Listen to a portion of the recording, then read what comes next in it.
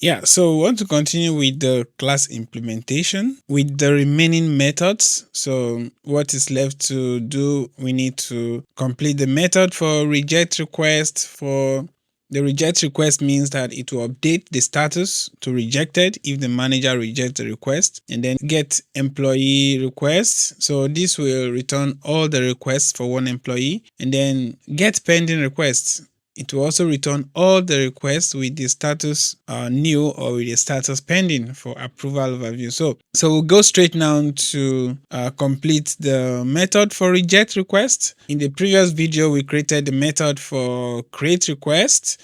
We completed the method for approve request. And so in this video, we are going to look at, or in this part of the section, we are going to look at the reject request method.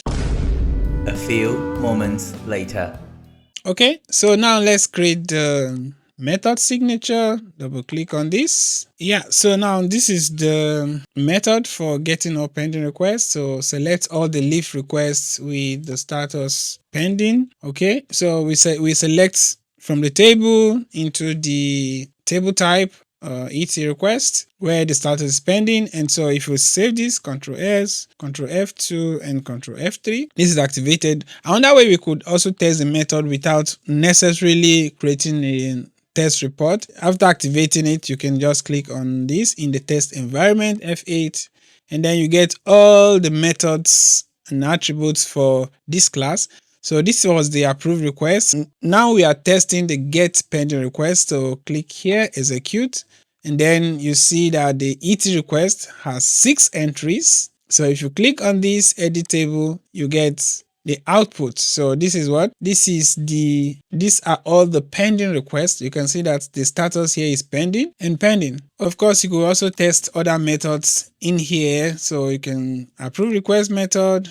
This one needs request ID and approval ID. So I can't remember that now. So let's see, create requests, execute. So let's say I want to create a request ID, employee ID, let's give it E005.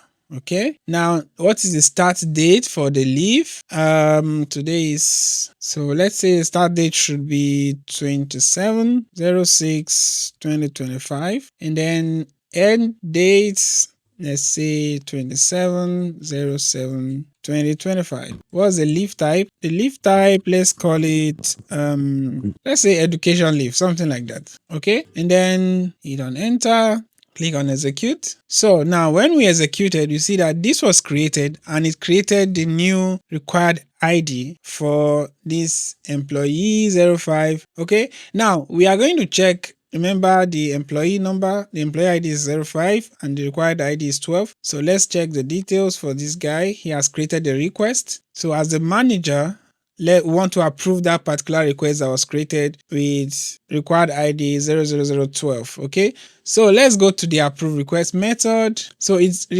request for the required ID for that employee was, okay, I hope I got the zeros right. And then let's say the manager that approved this would be manager 005. Okay, so execute this. Okay, request not found. Maybe the number was not complete. Let's do this again. Okay, now that was it. So now we want to get the manager has approved the request. So if we execute this for employee E005, so let's see the status of that request. So this was the request, education, and it has been approved. Interesting, right? Interesting. So this was the required ID 12, employee ID 05, the start date, the end date, the type of the leave, the status, the request date. Yeah, this is missing. Need to input this request date and then the manager that approved the request.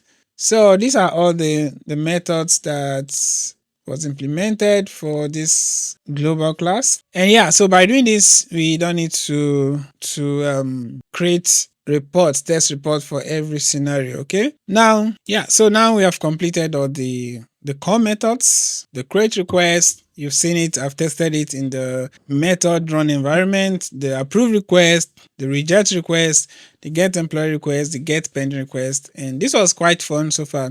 So of course, if you are new to this channel, don't forget to support my channel, support this new channel, and subscribe, like the videos. Of course, you can also share. So having got all this method and tested the method, the next thing we want to do is tie everything together, and then we'll allow the employee to be able to input the data. Employees can enter their employee ID, their request date, their start and the end date, and also the managers can also approve and have access to a report that does it. So see you in the next video, and don't forget to subscribe.